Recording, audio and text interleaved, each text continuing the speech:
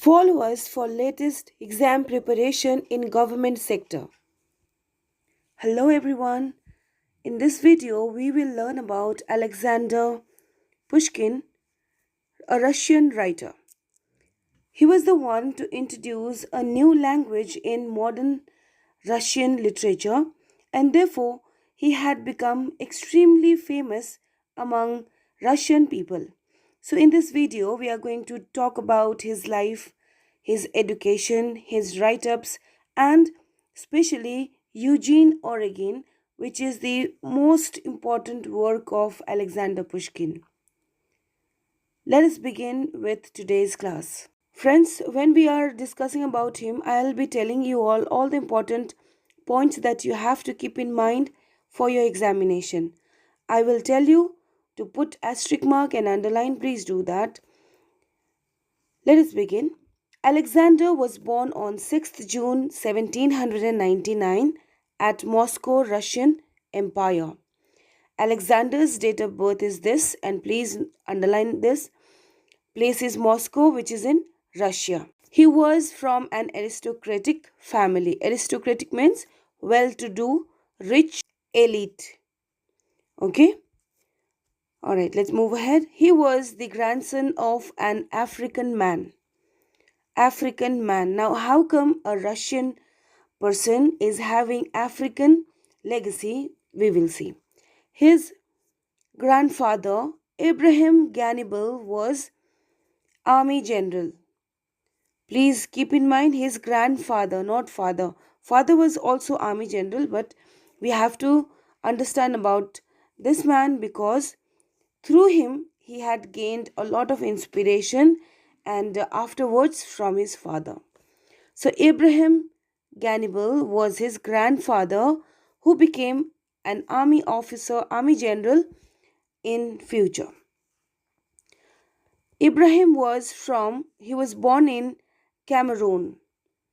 Okay, he was born in Cameroon. This place is in Africa, and you must be thinking that how come grandfather of a Russian poet or author is an African? There is a story about it.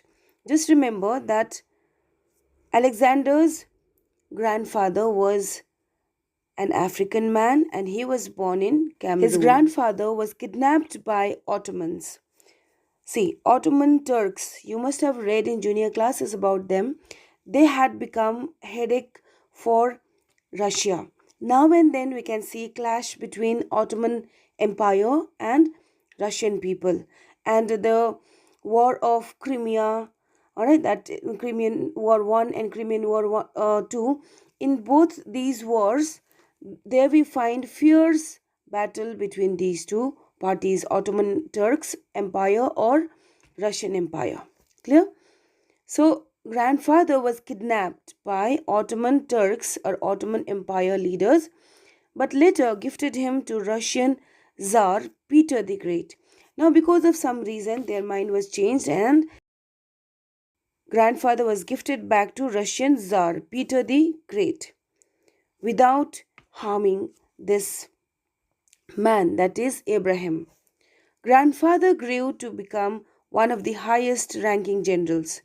Now see, we must be thinking that when we are talking about Alexander Pushkin, why we are talking excessively about his grandfather?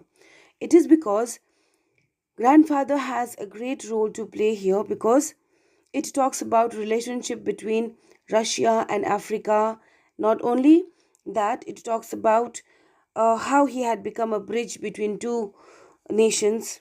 Okay, and not only that, Alexander Pushkin, how he received inspiration from his grandfather, that we will read.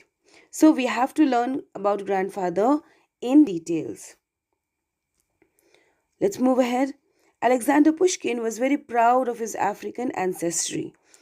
Generally what happens that when somebody is kidnapped or killed, they have a negative feelings about those nations and those people. But it was not so in the case of Alexander Pushkin, because after they received Abraham to their country, he became an army general. Being an army general, it's not a trivial task. It's not a very easy task. So Alexander was very proud of his grandfather. See, this was very unusual story, okay, of his grandfather being kidnapped and getting him back to his nation as a gift, and then becoming the general of the nation. So it was a very inspiring story for public also, and he himself as well. So his story is written in these two books: The Moor of Peter the Great, where he talks about gifting of Alexander Pushkin to Peter the Great, and my genealogy, my genealogy, okay, about genes, from where he has come, okay, who are his ancestors. He talks about these in these two books. Please remember the Moor of Peter the Great and the genealogy. These are the two books which gives trace of Pushkin's lineage to the audience. Pushkin grew in and around St. Petersburg. Now, St. Petersburg had become his home. His prime focus was made on French language, just like then aristocrats at the time. French language was very strong, and why aristocrats used to do that? They used to send their children either to study outside, or they used to keep nanny of those countries. So, French was learnt by Alexander Pushkin through nanny and serfs. Okay, servants. They used to speak in French language, and from them he learned French language eventually. Now he became more closer to this language than any other language. He found this language to be simpler, clearer, and very precise. So inclination towards French language was also beneficial for Pushkin. It is because of French knowledge he learned French literature. Alright, and French literature was translated into Russian literature as well, in Russian language, which people liked a lot. And this is good thing also, because Russian people will never be able to learn French literature if it is in French language only. But it was Pushkin who translated, and some contents were taken from it, and then he wrote stories, poetries, novels for Russian people. Okay, gradually it is spread to entire country, and now we are from India. We are learning about Alexander Pushkin also. So this was the thing which was followed at that period. Okay, learning another language through servants or through other schools. So Pushkin was also well versed in French language because of servants. At very early age, he showed tremendous talent in writing. Since childhood, he was very much interested in writing. So at the age of 15, 15, he published his first poem. And when he reached to adolescence, he was already famous in Russia through his writings. He had better hold in French language than Russian. I told you why it happened. It happened because of servant, which created environment for learning French language, which allowed him to read Voltaire, Diderot, and Rousseau.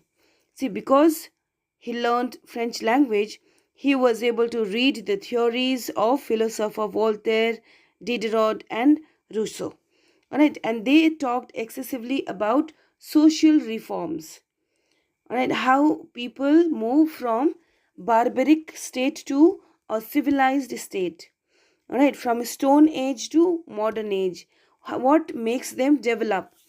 Alright, and who are the main pillars of society? So all those philosophies and principles were discussed in all these three books who inspired Alexander Pushkin. So he talks excessively about these philosophers in his texts as well. The changes that had happened in his life after reading these philosophers, he implemented in Russia as well. Some were happy, some were not. Especially the government was not happy, because he used to voice against their administrative system. So what they used to do, they used to call Alexander Pushkin for sometimes punishment of different kinds, that we will learn ahead. Being a well-read writer, he had a liberal attitude towards social changes. liberal attitude towards social changes. I told you that all these three philosophers wrote about social upgradation, and the same we can see in Pushkin's philosophy as well. This was his prime motive when he wrote something for nation. His liberal attitude gained him hatred from the government and was sent out of St. Petersburg. As I told you, it angered government. Okay, social policies which Pushkin wanted to implement in Russia, all right, that angered government, and he was sent out of St. Petersburg as a punishment. This proved to be a boon for him as he went to south of Russia. Now he was discarded from St. Petersburg because he wrote against government indirectly. Okay, he supported something which government did not like. So he had been sent to south of Russia, and he stayed at these places: Caucasus, Crimea, and Moldova. All right, primarily these three places, but there were other places also where he went afterwards. Okay, now here he became Freemason, and later he got himself and involved in Greek revolution. Now after reaching here, he understood that Greece, there was now and then attack of Ottoman Empire. Now he wanted to be involved. So what he did, he secretly became a Freemason. Freemason means one of the members who is equivalent to an activist for some organization, and this organization's name was Filiki Iteria. Let me write down for you all. It is Filiki, Filiki, Filiki, Eteria, Iteria. Okay, this is the name of the organization where he was involved, or he took membership, and he started fighting against Ottoman invasion. Ottoman invasion from Greece side. Okay, he became one of the members of Greek organization, that is Filiki Iteria, and then he fought against Ottoman Empire. This revolution was against the Ottoman Turks. As I told you, this was the another party with which Greeks were fighting. Now he became enthusiastically engaged in this war, this revolution, and he noted down all the events in his diary, what had happened on the first day, second day, third day. All right, so he had a content for his books as well. All right, so this is how he spent his time in Caucasus, Crimea, and Moldova. When he was on punishment, he wrote two eminent books. Okay, and those two were romantic books. Which are these two poems? Let me tell you. First one is The Captive of the Caucasus. Okay, The Captive, Captive, The Captive of Caucasus. That is number one. And another poetry is The Fountain of Bakhchisaray. The Fountain, Fountain, The Fountain of Bakhchi, Bakh, Bakhchisaray. Okay, Bakhchisaray. So we find that even this punishment proved to be boon for him. But in Odisha, he seduced the governor's wife.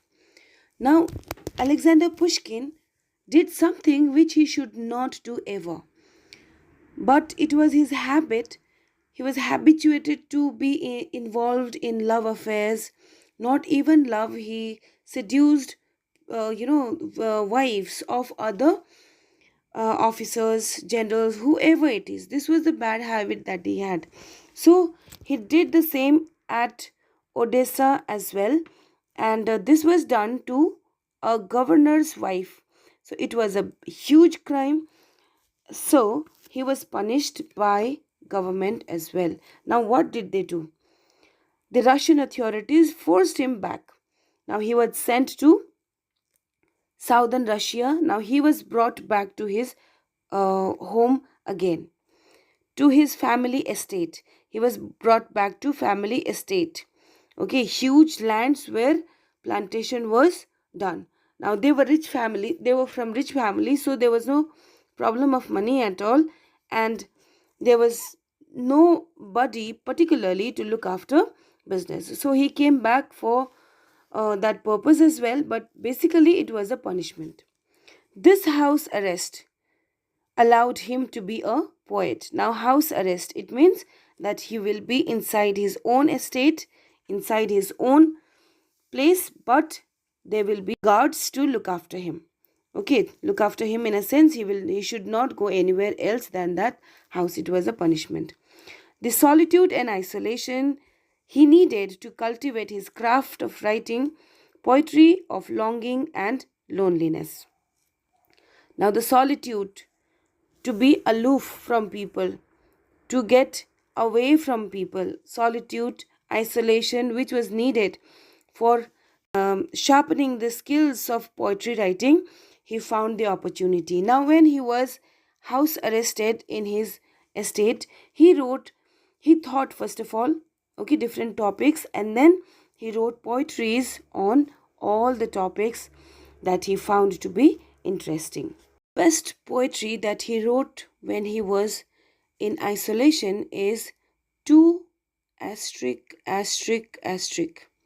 Alright, the romantic poetry that he wrote, the poem that he wrote, 2 asterisk asterisk asterisk. It means to whom he is writing, only he knows. Okay, and it is a love poem. 2 asterisk asterisk asterisk. It is a love poem, and people believed that this poetry is for Anna Kern, A-N-N-A, Anna, K-E-R-N, Anna Kern. But other people said that this is the thing, this is the poetry for Olga Kalashnikova. Olga, O-L-G-A, Olga Kalashnikova.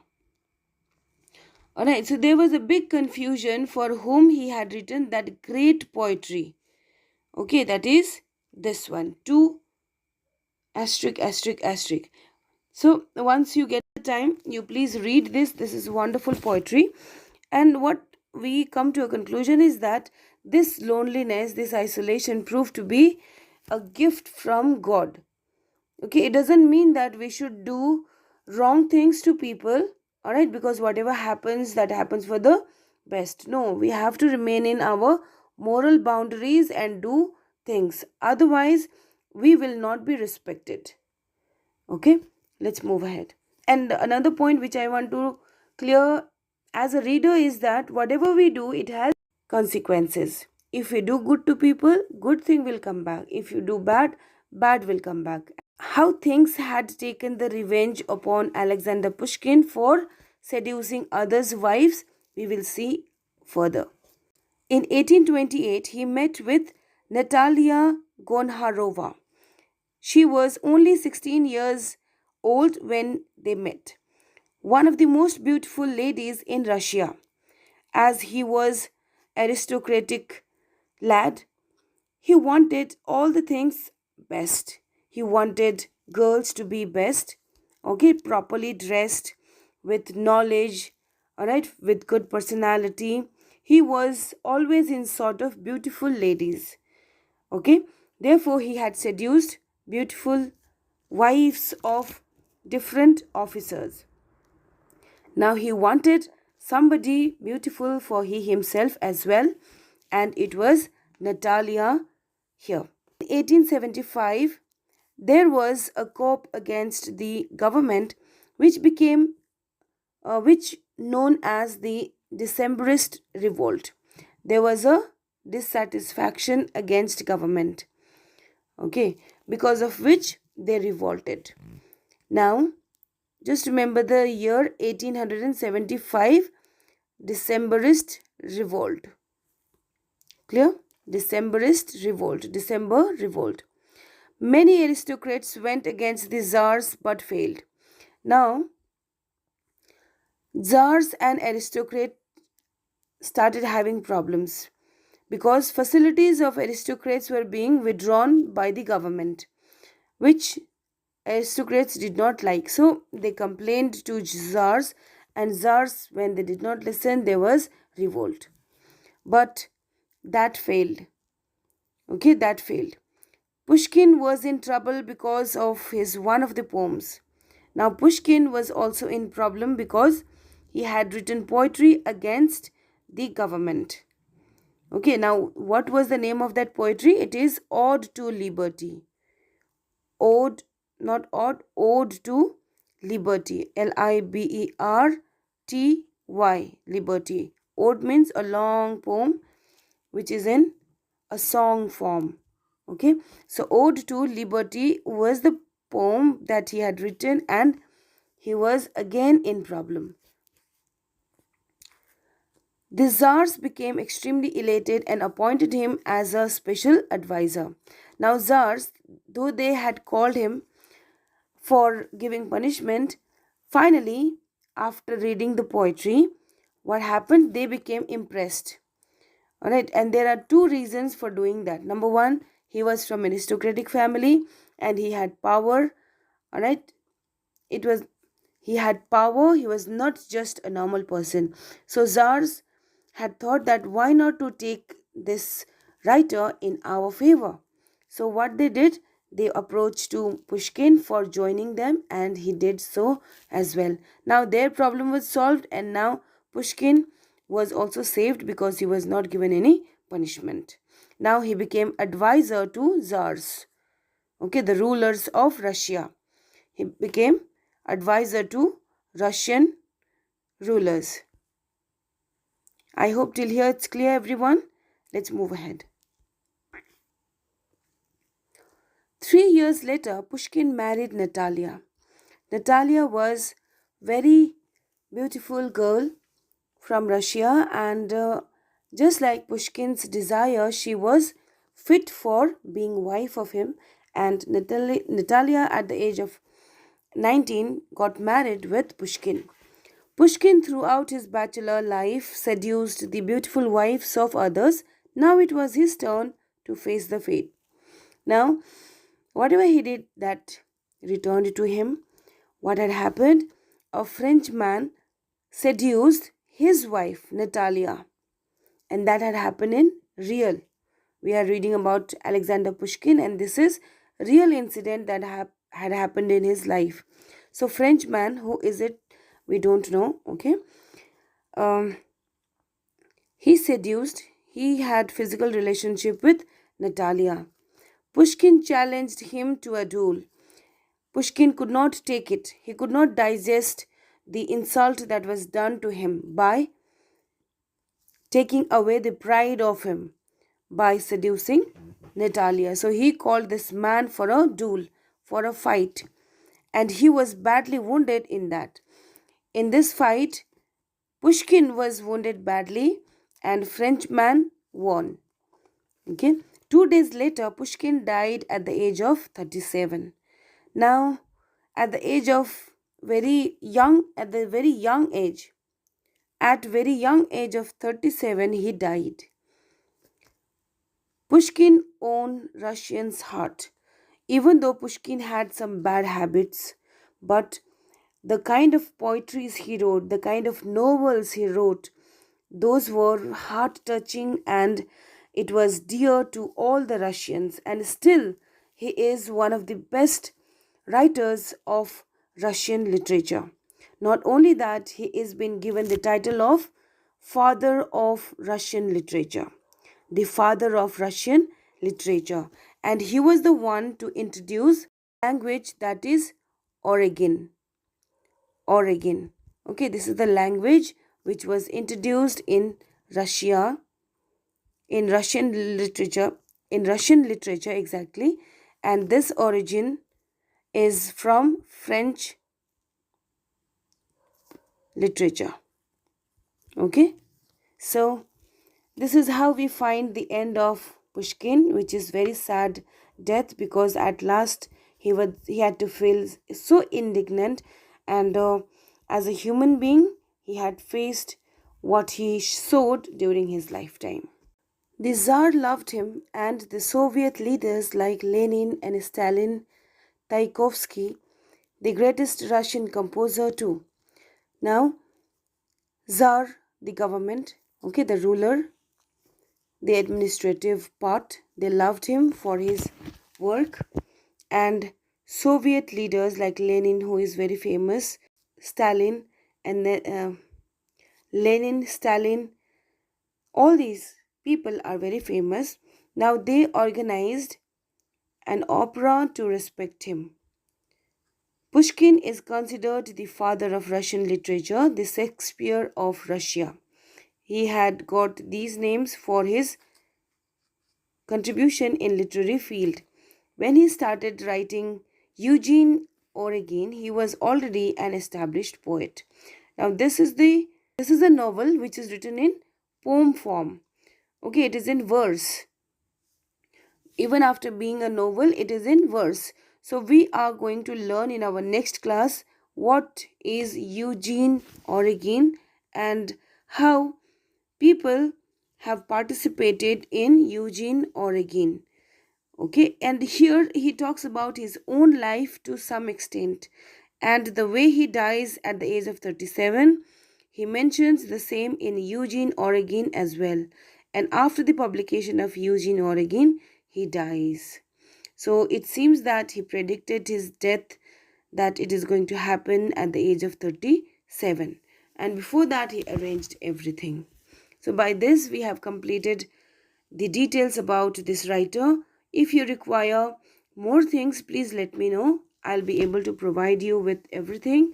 Now one question I will ask in the question is, what is the name of the poem that created problem to Alexander Pushkin from Tsars? Let me know in the comment section. Till then we meet in the next video. Take care and keep revising all the lessons. All the best to everyone for examinations. Thank you everyone. Don't forget to like, comment and share if you find it useful. Thank you.